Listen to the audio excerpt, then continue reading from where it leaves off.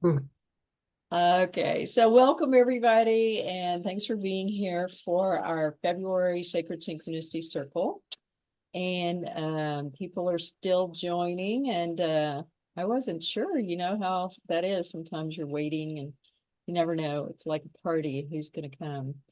But today's topic is going to be intuition. So I could just say my intuition said, you will not be alone on this call today. But anyway, I thought it was intuition is one of my favorite topics, so I hope that you like it, and we'll talk about it some more on how you use intuition to help you. And I'll give you a few of my tips. So maybe we'll pull a card or two from the Hmm. Sacred Oracle deck and see what's in store for all of us. But let's take a minute before we dive into the deep end and welcome everybody in just a moment. But let's just gather our energies and maybe we'll pull in another person or two. I have had several notes from folks that were not able to be here today, but nevertheless, they can listen later, and it's always perfect. So I'm going to close my eyes and then just invite you to take a moment to take a breather out of your busy schedules today. Like Guy just said, I had a busy day. I wasn't planning to come, and here you are. So maybe that's true for all of us. And as we think about our golden circle that's surrounding all of us, a beautiful gold band of energy, creating this beautiful sacred energy in the middle of us, in the middle of our circle, as if we were all sitting in that wonderful, beautiful mountain lodge overlooking the snow, maybe, or out on a beach somewhere looking at the ocean. That's what's great about our sacred circle. It can be anywhere. And as you tune into our center of our circle and also the center of you, start to imagine I'm seeing a flame. And we'll speak to that in a moment. We'll see a flame in the middle of our circle. And inside this flame is burning hot and putting out heat. And I like to see this flame is filled with passion, and it's also filling with burning up something old, something unwanted, unneeded, not necessary. It's letting go of old energies. Maybe a karmic cycle is ending. The flame is helping to transform it from an energy in the physical to somewhere out in the outer space. And so if you have something you want to put in that flame and let go of, go ahead and do it now. It can be something you're releasing or maybe activating. Either way. So take a deep breath, and when you're ready, we step back into our call. Okay, so I have to watch this. Other people are joining, and they missed our little flame thing, but that was pretty cool, wasn't it? I just saw this big flame flaming up. So make that mean whatever you want in our, and welcome everybody. Hi, Bridge. Hi, Christy. Hi, Kim. Hi, Russell, who looks more like Megan today than Russell, and Guy. All right. So in our introduction, I know a couple of you were in the waiting room, and we were creating our sacred circle. There was a big flame in the middle of it.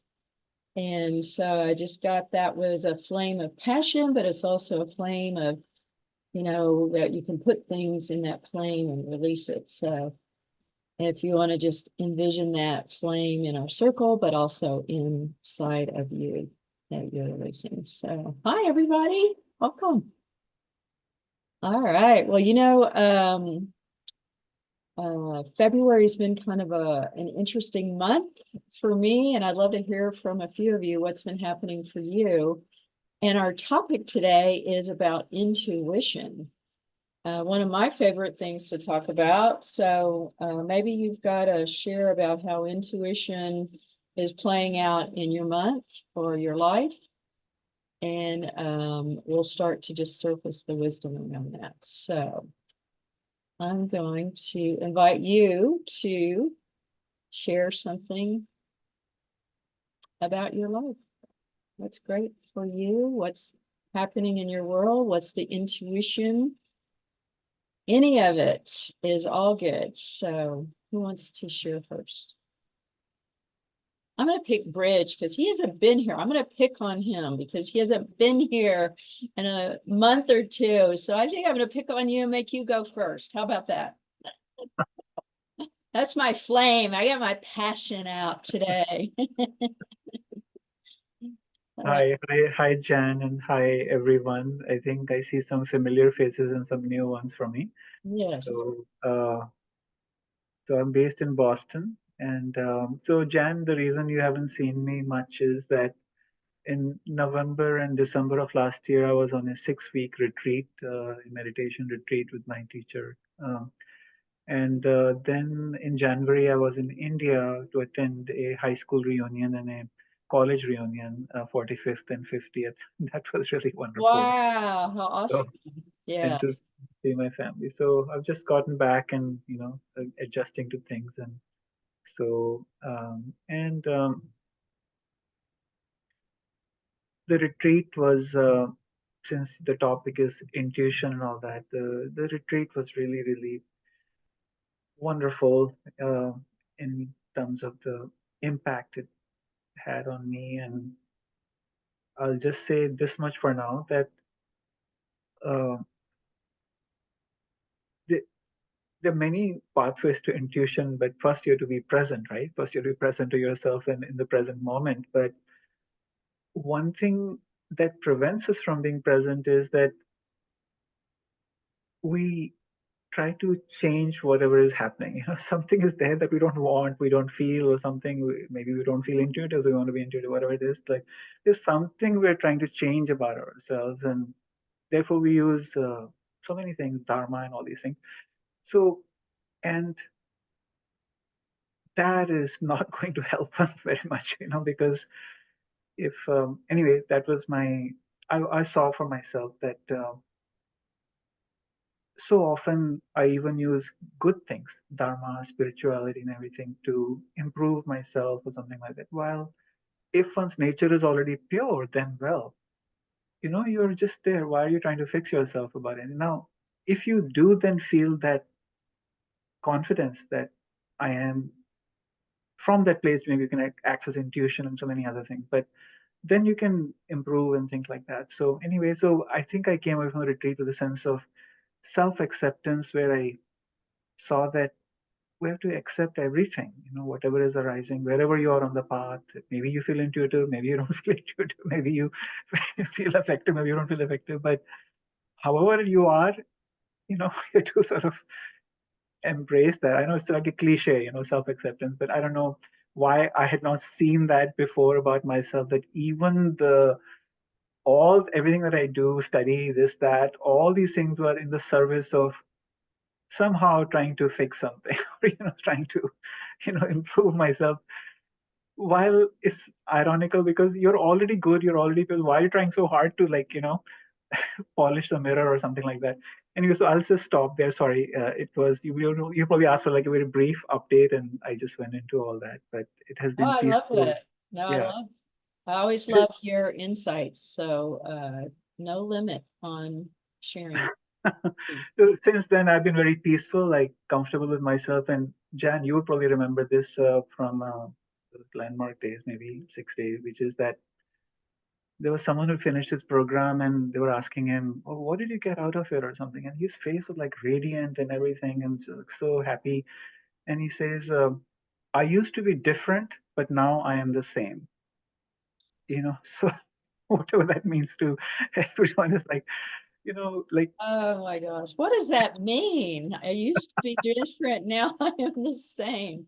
well, I mean, meaning that so often we're trying to be different than who we are, like Um, just like maybe we don't like who we are, or maybe we question who we are or something. And then it's like, but if you are just comfortable with yourself and however you are, and not that you can't improve yourself, that's also there. It's not like you're, but if you can just be yourself, uh, then the struggle to not be yourself is the main suffering in life. It's like you're trying so hard to get somewhere and do something or acquire something, and but the thing that you are, your inner satisfaction, you already have that. I mean, no one can give it, no one can take it away, and that's your pure nature and things like that. So then you might as well relax and start from there, and then within from that place, self-love and everything, you can develop so many things, intuition and all those things. There you go. So, but but if I think that by being more intuitive, I'll be X, Y, and Z, and let's say attract love or who knows what else, then that's like a whole different thing. So Is that kind of like saying, wherever you go, there you are? yes, yes. Anyway, let me just stop there and hear from everyone else. So nice to be with all of you, and I love the colors that are present and everyone's, deep listening and your good vibrations. And Jen, nice to be with you also. Nice to be with you. Thanks for sharing and getting us started this morning. Oh, we used to be different. Now I'm the same. I'm just like, I like that. Oh, wonderful. So, who'd like to share something next? Yeah, I'll go. Hi, Jan. Thanks. Is it, how do you pronounce your name? Is it Brige?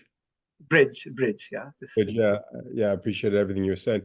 I mean, self-help is kind of an enigma because it means that when we pursue self-help, then we're coming from a place that we're broken and we need to be fixed, and it's a multi-billion-dollar industry of everybody convincing themselves they're broken and they need to be fixed. It doesn't mean that we don't pursue things, but there is a danger in that, I think. So I appreciate that. That being said, I am working on myself in some areas that I've been working a lot of kind of on my healing in the last few weeks and months. I've been watching a lot of Gabor Mate videos and interviews. It's kind of an expert on, trauma, addiction, and various behavioral things. I found that to be very helpful, and I'm participating in a men's group, which is really, really helping a lot. And somebody in my men's group recommended a book called, I think it's called Unwanted: How Sexual Brokenness is a Path to Healing. And it's quite a remarkable book. It has quite a strong, Christian bent to it. So if that's your path, that's fine. If it's not, it's not it doesn't interfere with enjoying the book. But he's worked with thousands of people and done a lot of research on certain things that happened in childhood and trauma and things like that, and how that plays out in certain behaviors. And so you can kind of go backwards from that, and kind of unlocked a lot of things for me. It's quite a powerful book. Like, just to give an example, you might say if this kind of thing happens in the family, then a person might have 70% more chance of, for example, having infidelity in the marriage, or how everything. And Gabor Mate, of course, he talks a lot about that as well, about the childhood trauma and how it relates to, our present day behavior. And for me, it's kind of understanding self-love in the context that, many of the things that have played out in my life, and I'm sure it's the same for everybody else, is it's almost scientific. Like, if this thing happened, I mean, it depends. It is varies individual, but there's a definite correlation between this thing happened and then this played out in adulthood. And it's not that we're not responsible for healing ourselves and taking responsibility for things in our life, but putting sort of karmic principles and philosophy aside, we didn't ask for many of the things that happened to us. In fact, many things that happen in this world, we haven't asked for these things.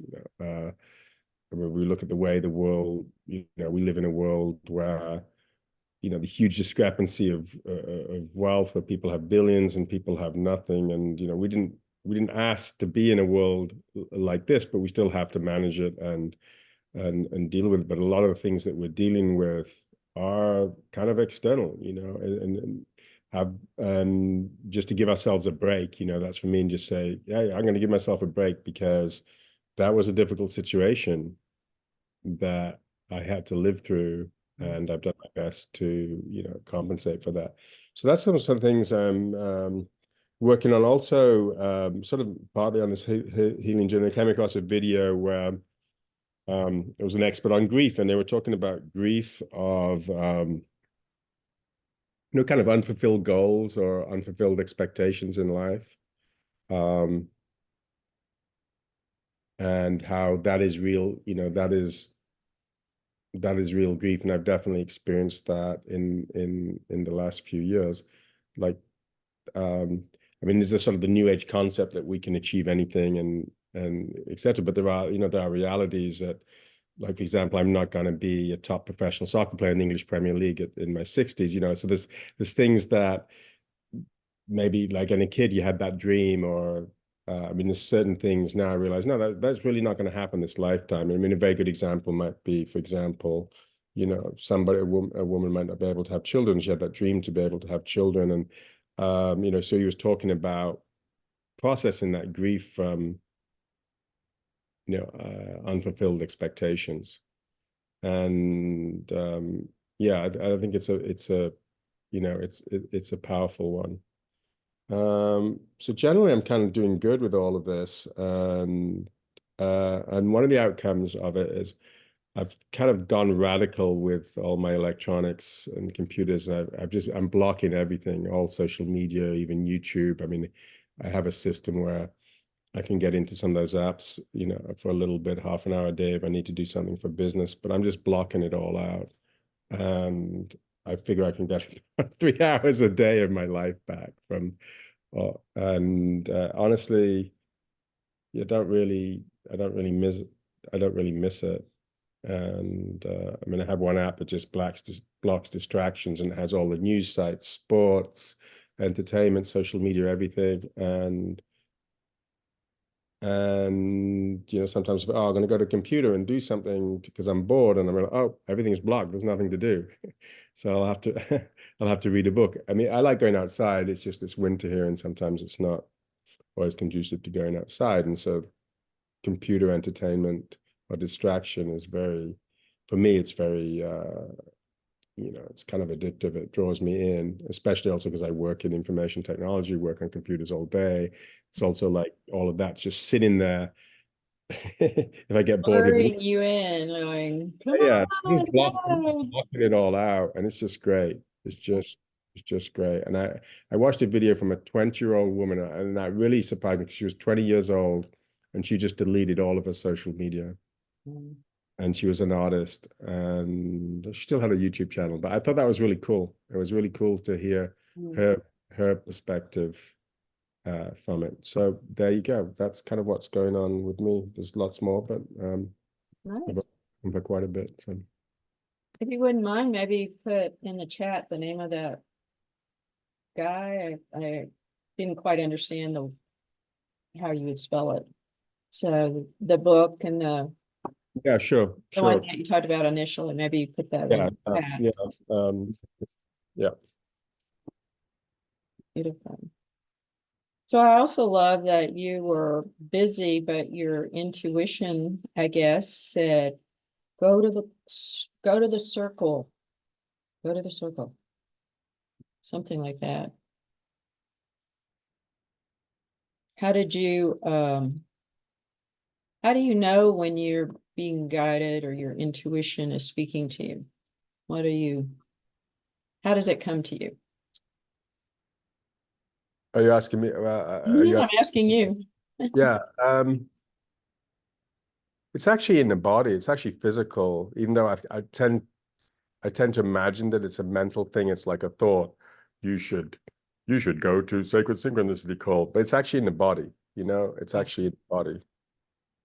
It's I'm feeling like, oh, I'm not going to go, and I'm going to go and do this, and then the body didn't feel great about that. Hmm. And then I said, no, I'm going to go. And then the body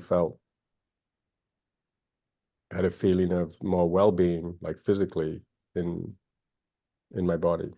Oh, cool. I love that. Awesome. Okay, thank you for that. And Christy, you're over there. Are you got your little Big Chief tablet over there? Do I have what? Your Big Chief tablet over there? I see you working away, maybe. Oh, yeah. Look at this one. And talk about intuition. Oh, I have to get the right place here. Yeah, there, right there. Oh, don't move. Okay. Actually, if you let me share, well, no, but I have a different version. So anyway, yeah, but when you were talking about intuition, so this whole last year, I kept getting, so I'm like Oh, the next project. Tell everybody who you are, and everybody has met you I'm Christy Karate. I live in Santa Rosa, California. I'm an intuitive artist and coach and artist and blah, blah, blah. And so I work in the realm of intuition all the time, but I connect with other people's intuition and use the image to help people discover their own answers. And so, and it's basically a technique that I learned in art therapy school, where you have somebody do their own drawing, and then because the image will bring up experiences that they maybe don't have words for, and then we can work with that. But I got kind of tired of people coming and going, I don't know how to draw. So, and actually it was the beginning of the pandemic, and I said, oh, what's my next masterpiece? And it was to do drawings for people and let them see their wisdom within it. And so I've been doing that. But this last, and I do it for myself sometimes, but it's really hard for me to be in that zone. But all year I've been asking, what's my next masterpiece, right? And I just love projects. I love like finding the next thing to do and, creating the next thing. And my VA is just like crazy. And so I kept getting the message, you don't need to create anything more. You already have everything that you need. And I kept sitting with that all year. And then I realized that I've had a program of my wisdom work on my website for sale as a digital program to help people, yes, to help people, but to help them realize that they, right where they are, whole, perfect, and complete, and how to experience that. And so I realized that nobody knows it sits there, right? I don't promote it. I don't share it with anybody. And so it was to work on to refine it and to put it out there. And I realized I never understood why people talked about creating a legacy. And I just used to think it was just all ego, like, so what, you die, you go away. But I realized that my wisdom work was something I didn't want to die with me. It has transformed many people's lives and things like that. So I kind of got the sense of what legacy was about. And so it's kind of like my legacy program that I'm creating now. Well, not creating because it's already created. I'm bringing into greater life. And then as this, as my mind goes, it's always like looking for the next thing to create, even when I try to tame it down. And so I was doing one of my own drawings for myself. And it was like, so I also do travel trips. I take people traveling for creativity and insight and so forth. And I was like, why didn't my Italy trip didn't go this year?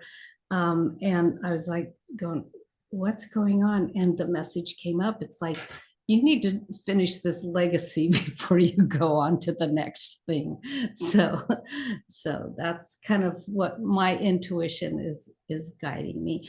And I do use the image because I'm not so much a wordsmith. And I really have found that this is my thing, to help use the image to help people access both their own intuition and then for me to connect with people. So. And it's Yeah. wonderful. I've benefited from that experience several times now. So I love it. Thanks. I'm going to have to leave at 11:45, actually. That's it. Okay. Yeah. Let's see, Megan or Kim, either one wanna? I can go. Okay. Is that all right with you, Kim? You have the wonderful position of being last, or maybe the first in the circle. We never know where the circle begins and where it ends because it never does. So when you send out your email, Jan, and I saw that it was going to be about intuition, I had an interesting experience, and I suppose the experience began on Sunday night. We had watched a movie, Russell and I had watched a movie called Enola on Saturday night. And Enola is a young woman, and she happens to be the younger sister of Sherlock Holmes. I did not know that Sherlock Holmes had a sister, but he does. And then he has an older brother called Mycroft. And Russell and I went for a walk on Sunday, a gorgeous walk. It was beautiful. And we were talking about the movie, but we couldn't remember Mycroft. We couldn't remember Sherlock's oldest brother's name. So we came back, had supper, and then I guess it was just after supper, Mycroft came flashing in. And so I went to Russell, Russell, it's Mycroft. And he said, oh yeah, that's the name. And so then we got into this conversation about the brain and how it works and how it doesn't work. And so when you asked your question about intuition, I thought, is that intuition or is it just how the brain functions? That kind of thing that comes in. So then I thought, well, I'll look. And I thought, you know what? I've never looked up the word intuition because it's just always been so present in my life. And I thought, well, I'm going to look it up. So I looked it up. I just Googled, what does intuition mean? And of course, it's a noun. And it said the power or faculty of gaining direct knowledge of cognition without evident rational thought and inference. And then in the noun, instinct, sixth sense, clairvoyance. And then I thought, well, what are its Latin roots? And the Latin was intuitio,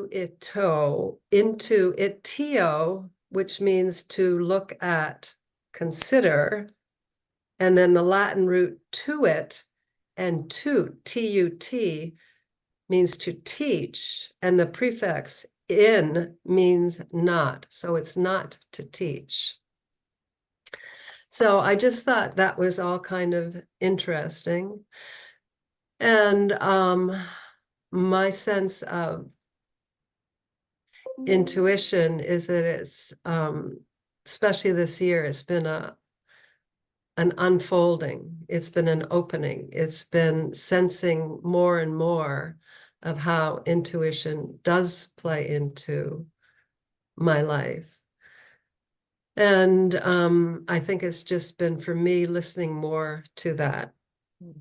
And specifically, it's playing in now in terms of redefining and remaking my role in our business.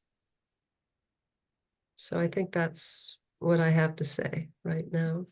Nice. But but Megan, what makes you, what enables you to access that? Hmm. Well, you know, it's always been something that has,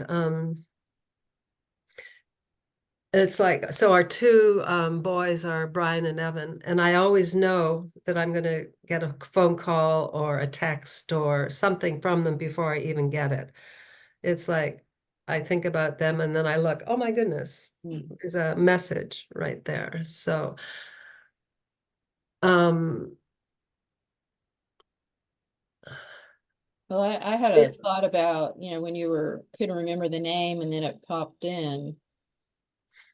That I do believe that is an intuitive thing. You're just like your son, you're thinking about them and then their name pops up in your text. But it's also, I was talking to somebody at the dog park yesterday. We both paused to sit on a bench. And he's somebody that I know from previously. And he said, remind me of your name. And I said, it's Jan. And a moment later, he goes, Stringer, Jan Stringer. I'm like, yeah. He said, I don't know where that came from. They just popped in. But I think that I noticed that sometimes when I can't remember somebody's name, I give it a minute and then I can read it in the field. And that's how how I interpret that it's the information is in the field. I just need to kind of tune into what the field tells me. Anyway, I think that's intuition and maybe a few other things, but that was my 2 cents on that. well, yeah, for me, it's definitely a feeling. It's like what Guy was saying. I have a feeling towards something. It's definitely physical.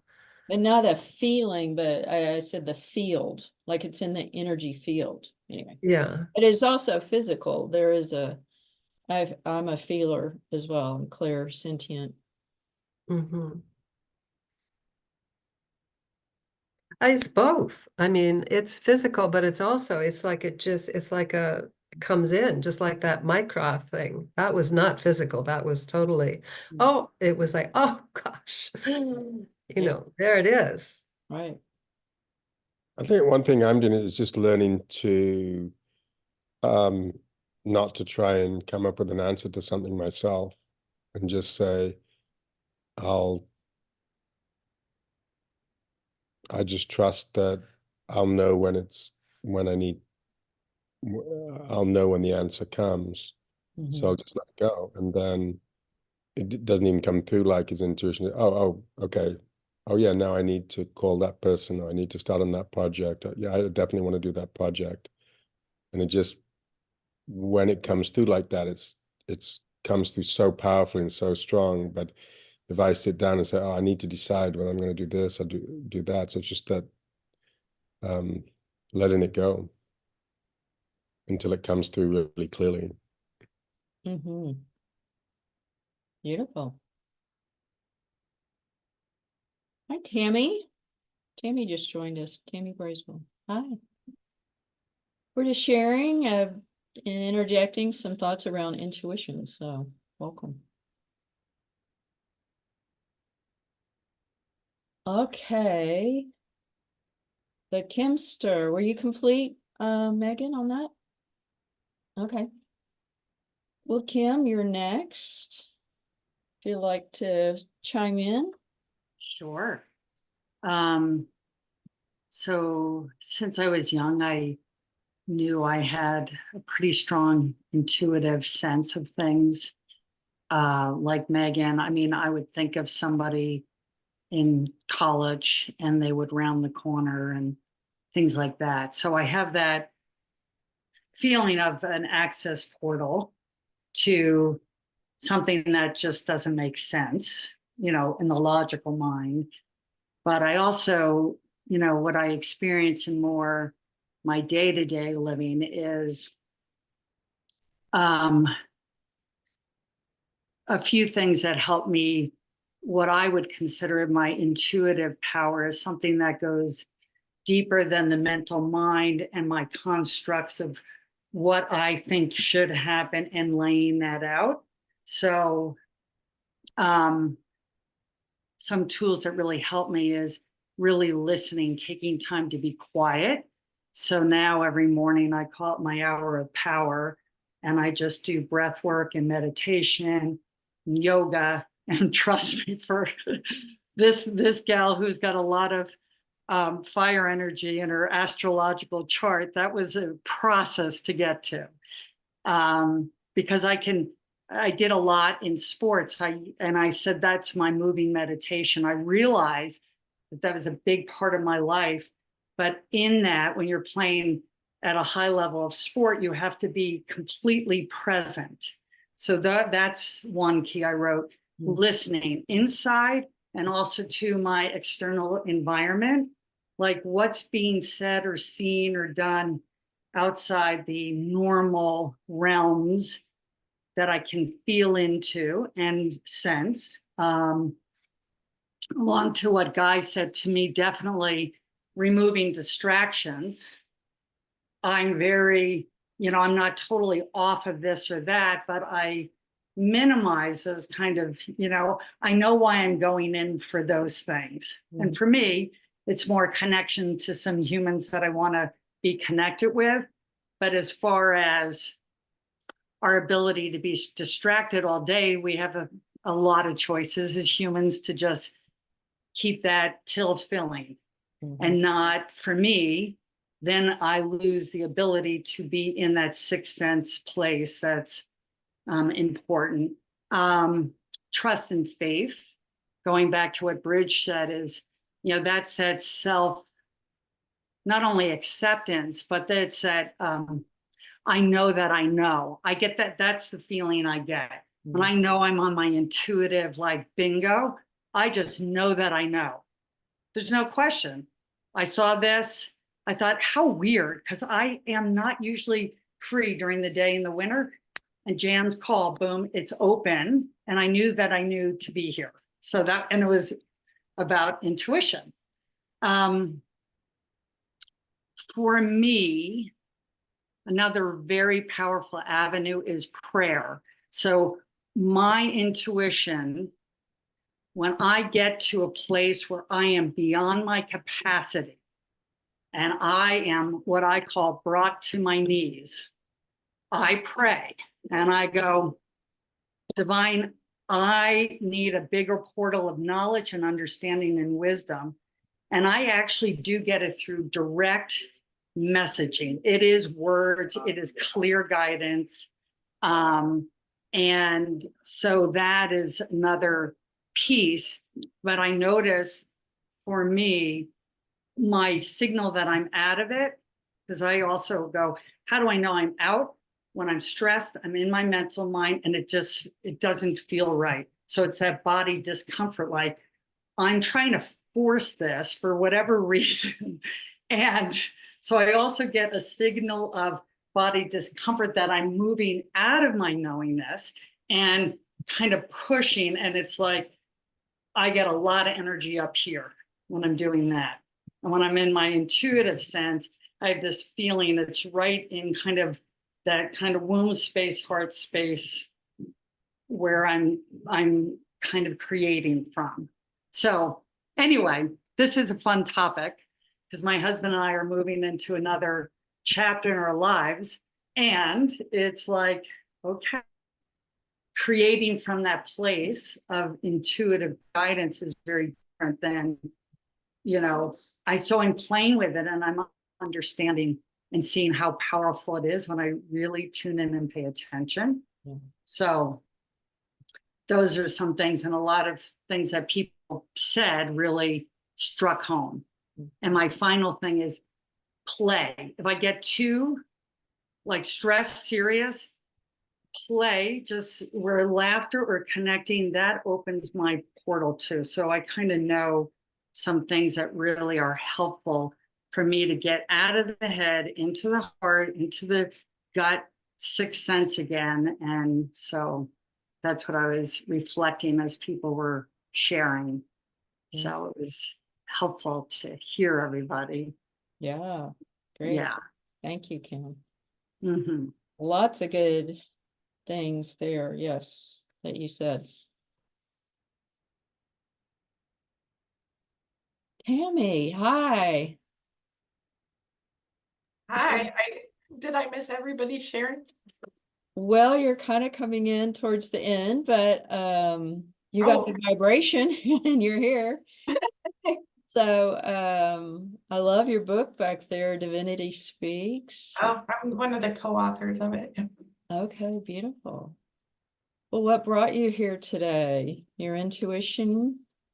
I Or... haven't gotten an email from you for a while, so that was unusual. And then I just was intuition circle. I'm like, well, I'm going to join because I don't join everything that pops up. I get a lot of stuff. So Yeah. if I'm motivated enough to show up, then that says something.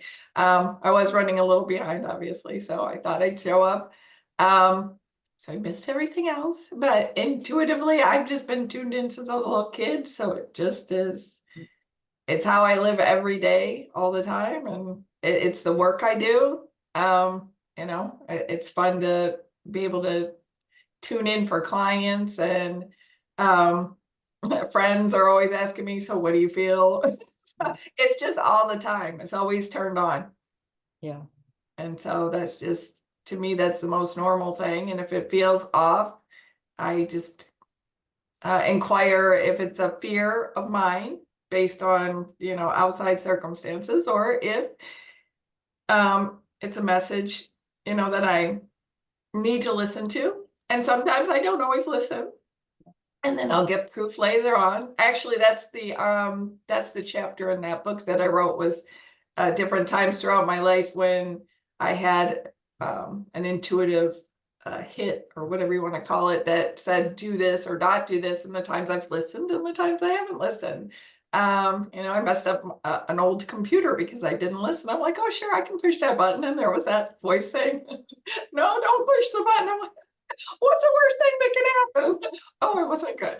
And then another time of deciding not to send my son to summer camp when he was little, because I knew something was going to happen at a water park, and it felt around him. And by choosing to ask for time off of, I mean, I have my own business now. That's actually when I started to be an entrepreneur. I created a cleaning business from not wanting him to go to summer camp, but be with me. I asked for time off from my job because it was slow. And then I fell into starting to clean. I used to live in Florida. I live in Michigan now, but $1 million homes. And he could go with me. And that summer, another little kid, he would have been in the YMCA, another little boy in a different YMCA drowned at a water park. Oh. But I knew that if I sent him and something happened, I'd never live with myself. So I just trusted that I may never really know what the outcome would have been, but I'm going to go with the outcome that I'm hearing not to do or not to do. So that's just how it's always been. Yeah. Wow. That was a strong one. Yeah. So. So Tammy, your book Divinity Speaks, how do you get in touch with that divine channel, or could you say a little bit like I can actually voice channels all that is. That's the name they've given me. To me, it is a level of frequency of source consciousness, the highest. You know, people channeled guides and angels and all. I feel it's above all of that. And it told me a long time ago that my consciousness is it's mine. So I channel all the time. I just did a full moon message. I do new moon and full moon, and I'll look at a little bit of astrology, and then I just sat with a recorder and open myself up. And what comes through to me is I get amazed at all the information that I receive for myself through what I channel. So it's all the time. I can turn it on where I leave, and you'll have a conversation only with that energy. Or it's all the time. It's never turned off. I right, don't remember most of what I even say. I record everything. right. No, I think I understand. There. No, where I was going was that, of course, we can take the view that we're born with it or we have a talent. And, some of you have said that ever since you were this age, you felt that way. But for those of us who might not be so gifted, and maybe separated from our intuitive capacity, I was looking for what could get us in tune with that. And in that regard, I'll just say one more thing, that since we think we have a mind, right? We certainly know we have a brain and this body, but we also think we have a mind. But sometimes I feel like it's my mind, right? I have thoughts. Of course, they're my thoughts, my memories. Who else would they be? Or sometimes I even think consciously or something. But that assumption that is my mind, meaning like finite and subscribed in my mind, meaning certainly I don't know your thoughts and feelings, but so then if one reflects on that, one can, I'm not saying anything new to all of you, but the truth is that it's impossible or logically impossible to have a personal mind, right? Whatever we have, consciousness, awareness is universal. We're touched by it and we have something by that. There's something personal also, but for me, what helps me get into the intuitive mode is to reflect on the wonder of whatever is happening, including thoughts and mind and everything. And it's like when you write poetry, if you're touch with your feeling, the words just come, and like in the way Guy was saying, embodied. So that embodiedness, I feel like it's not just with my body, but it's like with everything. It's like there's like you're embodied with the entire universe or something. But anyway, just wanted to say something about when I feel not intuitive, then I'm just me and mine, my mind and everything like that. And when I move in the direction of relaxing and connection and being that dissolves the boundary between personal me and whatever else is there. Because even when we have thoughts, we don't know where they come from. I mean, feeling, we don't know. They arise and they stay for a little bit and disperse, but we don't really know where they come from. So anyway, I'll just stop there. Thanks. Thank you. Beautiful. You want to add anything else, Tammy? Well, like you said, there is a little bit of a challenge for me to explain to people how to do it, because I've always done it. I mean, I teach on different topics, but it's all basically channeled stuff because, yeah, it's just so natural. What I've come to know is the embracing of both that higher side of yourself and the human side, because our soul wanted this journey, and a lot of spiritual teachings try to pull us to, well, you need to be up here all the time. And when you can bring the two together, and when you say all of us are intuitive, it's just how much we've nurtured it or allowed it to be open and free flowing. I mean, we were conditioned to live certain ways, and we've shut that off. And I do believe that there is the universal mind that we tap into, God's mind, and then collective mind. So the collective mind is the lower fear-based energies of what's going on in the world. And sometimes we don't even notice we're tuning heavily into that mind or the emotions of that. I'm one of those people who tunes into the collective emotions and can't figure out, why am I feeling this way? And then I realized that it's 9/11 was a big one for me. Before everybody else was aware of it, I was going through inner turmoil, and it relaxed after everybody else witnessed what happened, but I didn't know it at the time. So it's okay that we're both. And when we embrace both, it's easy. There's an easier flow between the two and the incorporation of both together. So if I had to say, how do you tune into it? It's not attempting to do either one, just to be open. And do you ever hear buzzing in your ear? I always ask people about this. I don't. You mean like tinnitus or something else? Well, sometimes Well, they call it that, I but get a high pitched tone in Yeah. my ear. okay. Not tinnitus, but I mean, it doesn't last. Yeah. Sure. So Yeah. that is a higher frequency communication Mhm. that, we don't think about hearing something talking to us. Yeah, it's not sensory. It's not sensory. It's from another dimension, that internal. Yeah. Yeah. I see, part of it is, I think, well, in the beginning and when people start to become aware of that higher part of themselves, we still go too logically in trying to understand how all those parts work. And again, why it's challenging for me to explain it, because it's always just been, and there is no separation. There's no separation. Like, I discovered this years ago when people were like, they need facts. I believe so much in that connection that I need no proof. I'm the person who believes in all things until you can prove otherwise. And even when you attempt to prove otherwise, I'll giggle and say, I can see how it can still be the way I believe it to be. Yeah. Beautiful. Thank you.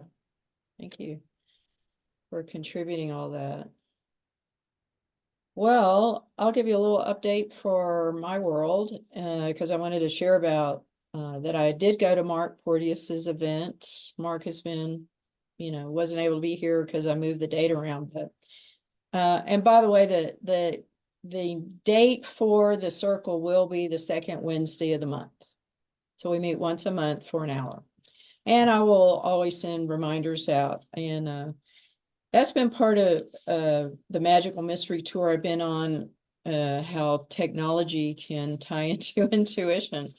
But so I was getting ready for Mark's event, which called Soulful Leadership Retreat in Orlando. And that was about 2 weeks ago. I got to meet Megan and her husband Russell, and that was really great. And I didn't know why I was going, like I really didn't. And I just followed my intuition. I was supposed to go. And I'm like, okay, well, that's kind of a fun way to approach it. And so I went, and I just I don't know. I just like, okay, let the magic begin. And it really did start. The first evening there was a reception, and one of the things that I wasn't actually supposed to be part of the reception, but I was hungry and I crashed it. I'm like, I won't drink your booze, but I'll eat your food. But it was also, there was somebody there that I hadn't seen since my husband Alan died, and she knew him, she knew me and him back in that day. And so I saw her, and it was just like, her name's Margaret Lynch. Y'all probably know of her or may have heard of her. But we just looked at each other, and both our hands just went to our hearts, and it was just like no words. It was just understanding, heartfelt, sad, a little sad mixed in there, but just deep love and connection. That was very memorable. I had a couple of those similar kind of connections, definitely with Megan. We hadn't met in person before. And to be able to be in the same energetic space and physical space together was heartfelt. So I'm like, well, I think I'm here for healing, I'm like, okay, I don't know why I'm here. But I did want to promote a little something, and my intuition. I had gotten a hit on that last fall for the Divine Blueprint. Was kind of a little something, and I did a class on that. And then when I was talking to Mark, getting ready to go to his event, like the week or 2 weeks before, I got Divine Dating Blueprint, and that resonated. Like there was a real resonance. So Alan died in 2017. I have been like on a research mission for dating, all got the band-aids on my knees where I scraped my knees and bumped my elbows and broke my heart. I've got all the badges of courage around divine dating. But I saw a niche that I have worked with other people in that I felt nobody else was really speaking to. And mine was to speak to get ready to date, like to help people get ready. And even if they had been dating, that you might want to go back to square one and get ready today. So that was a divinely guided through intuition, and also to bring the divine into dating, like that was different for me. So it was really well received from the people that I did, and we did a lot of networking there, and I got a good reception to that. I have gotten a couple of new clients since then. And I feel good, like it's a good feel for me to work with somebody that around this particular topic, because I know what I have been through personally. It's not easy, especially in this stage of my life. But another person, so I wanted to talk about the technology breakdown that I had a month ago or so. I had gone to a new server for my database called Flowdesk, and I only just moved over like 100 names, and so that's all I've been emailing to for the last year. And then I'm like, I've got this large list that I haven't used, and I moved it in. It was parked in an Excel spreadsheet, and I moved it into Flowdesk, and they said they cleaned it up and eliminated duplicates and all. And then one day I'm like, okay, well, they said it was clean, it's ready to go. I read they have no customer service. I mean, it's an inexpensive program. And I just sent an email to everyone, like the whole list. They don't like that. Okay, they shut me down. They cut me off. And people were like, I can't click your link and all of that. And I'm like, I know. I'm like, okay, I'm not that good with this stuff. But I did hear from a lot of nice people. Your link, I saw your email, it was great, but your link doesn't work.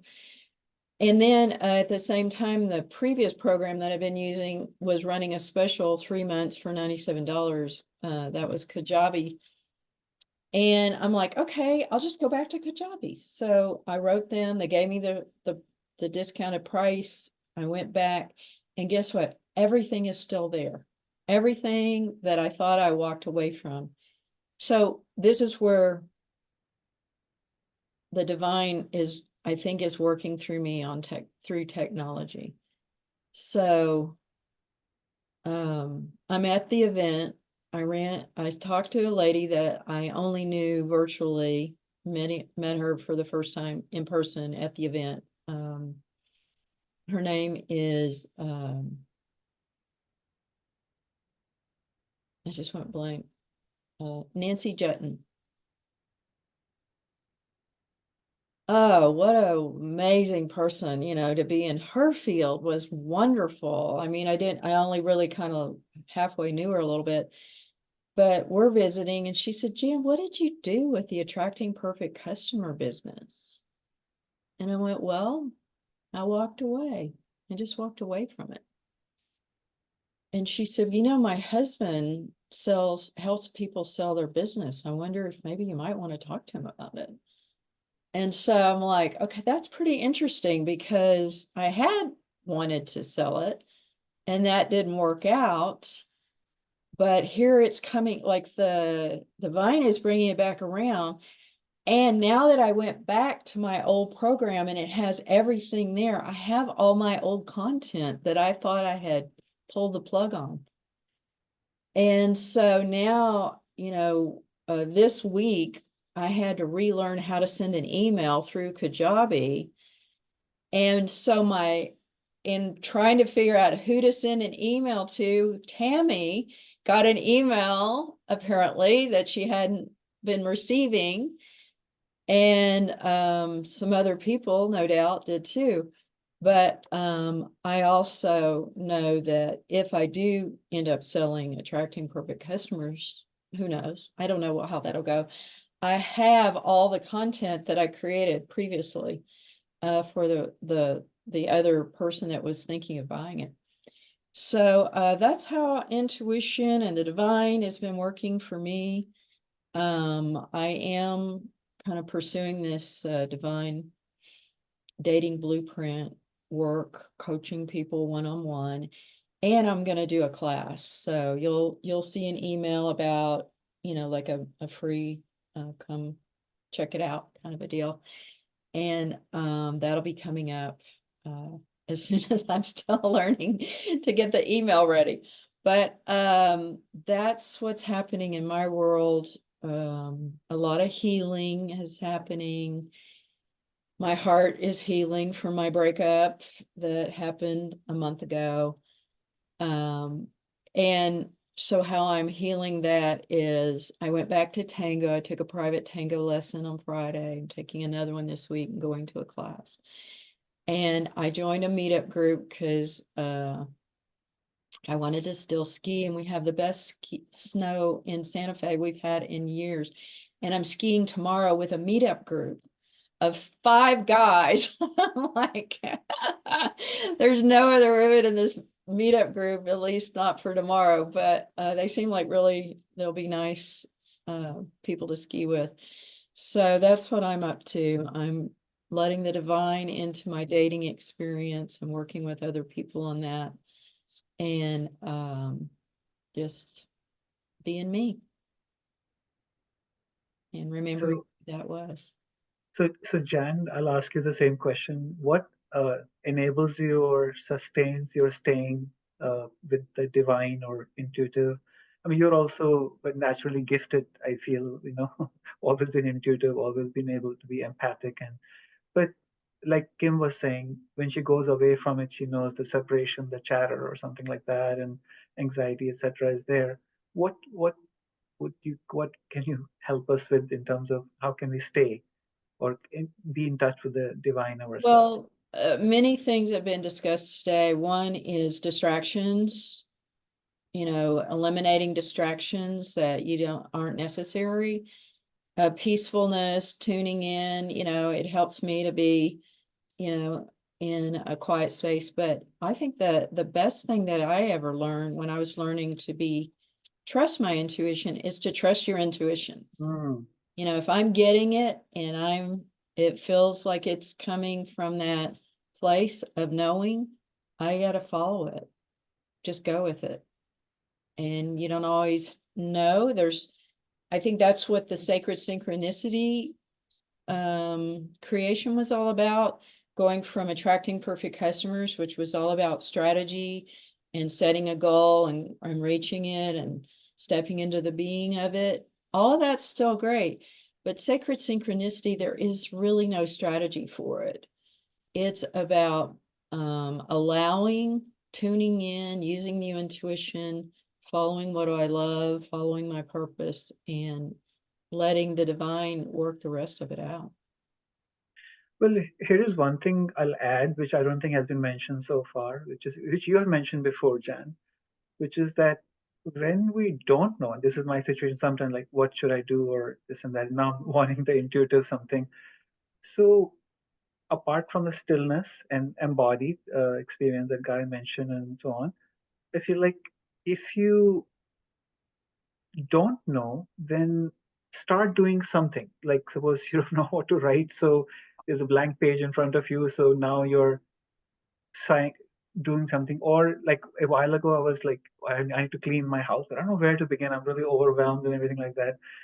And then I just started somewhere, and in the act of doing it, suddenly the spatial intelligence, all kinds of, but it was hard to access that until I actually was in action. Otherwise, I'm just in my, like.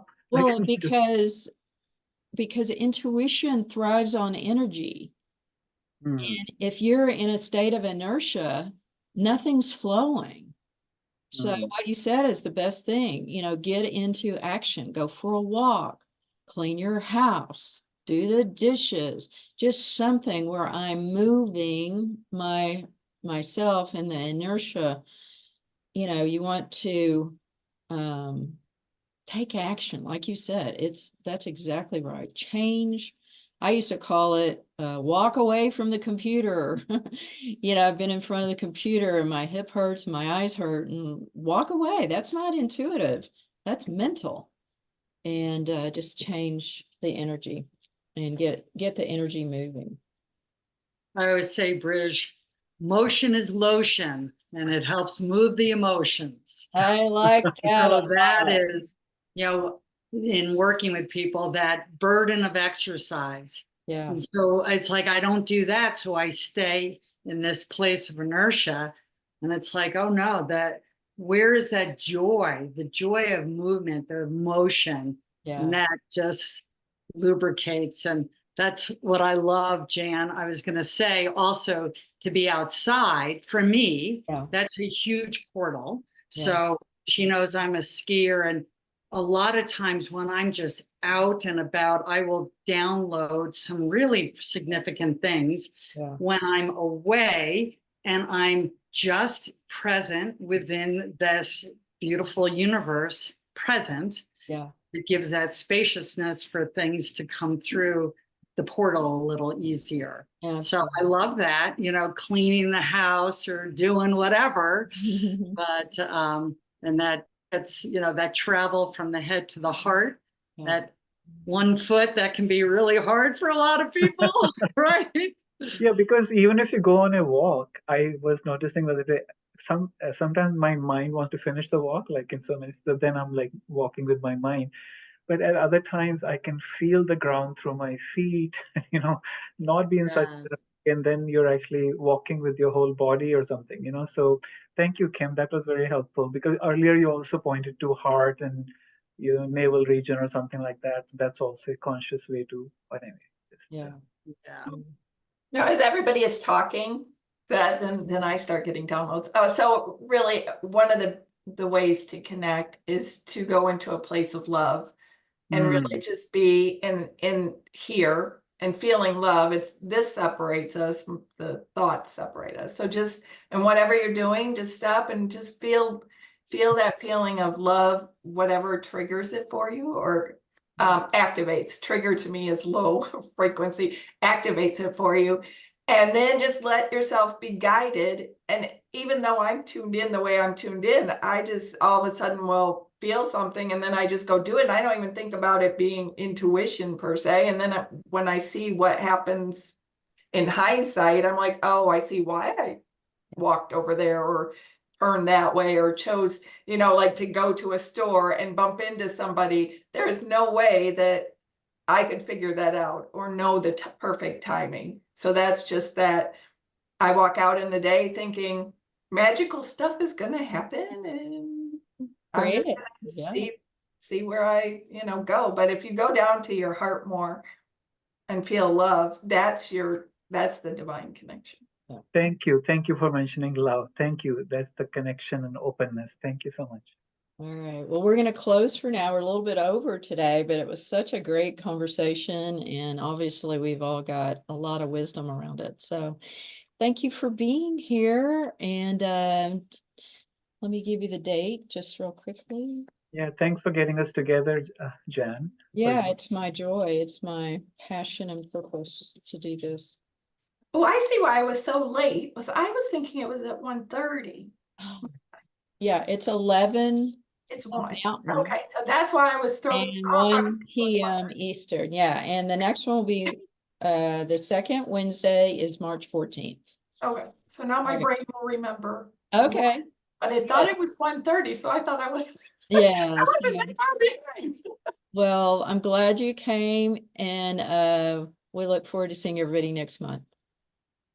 So the next one is on Thank you, Megan. Thursday, Jan? It's on what? Thursday, not Wednesday. What? Second Thursday, did you say Thursday? Second Wednesday. Oh, I did. I'm sorry. It's the 13th. Okay. Erase. March 13th. It's a Wednesday.